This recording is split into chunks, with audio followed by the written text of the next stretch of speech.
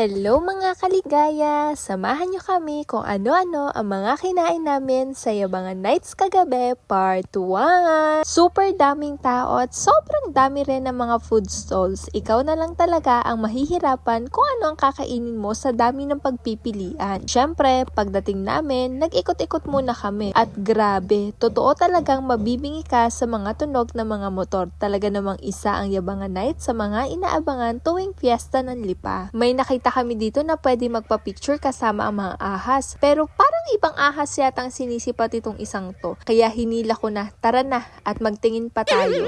Siyempre, tingin-tingin muna para makapili ng ayos. Una naming nasipat itong makukulay at malalaking lalagyanan ng fruit juices. Kaso, hindi dumaing yung isa. Naliyok daw ang tiyan niya. Aray ko. Kaya, pas muna kami dito. Ikot ulit. Tapos, sabi ni Babe, mag-appetizer muna tayo. Kaya, nandito kami sa carry mo. May fries na, may juice pa. Perfect pampagana. Siyempre, kain-kain muna. Tapos, nakita ko itong tanghulo. Kaya, bumili ako ng one mix strawberry at grapes for 60 pesos. Taste test. Masarap naman. Kaso yung sugar, tumigas ang ngipin ko at kumapit pa. Aray ko. O, diba? Hirap na hirap nguyain. O.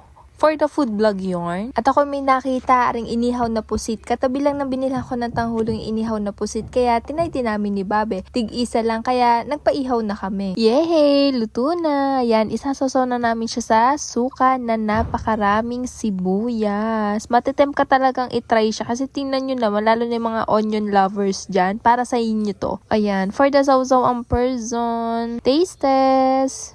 Ayan, ano lasa? Makunat siya and maalat. Pero masarap yung suka. O, bahala na lang kayo dyan ha. Sinasabi ko sa inyo, iba-iba tayo ng panlasa. Pagkatapos namin, nag-ikot ulit kami. Sinasabi ko kay Babe ang angha kasi hindi talaga ako fan ng sibuyas. At ito na nga ang main event, shawarma para kay Babe. Ayan, siya na ang pumila, siya na din ang pumili. O, diba? Tingnan nyo naman yung shawarma nila dito. Ayan, tinanong ko si Babe kung masarap. Masarap naman daw. Hindi na ako kumain kasi hindi talaga ako fan ng shawarma. Kaya, nagmais na lang ako. Sa katakawan, ayan, napaso pa ako. Legit na mainit pala. At ang last na binili namin, itong cotton candy. Hindi para sa amin, kundi pa sa lubong para sa bata namin. Medyo konti lang nakain namin kasi busog pa kami at madami rin kami nakain ng dinner. Tapos yung isa, sira pa ang tiyan. Bawi na lang kami sa part 2, kaya huwag kalimutan i-follow ko for more videos. See you in my next vlog. Bye!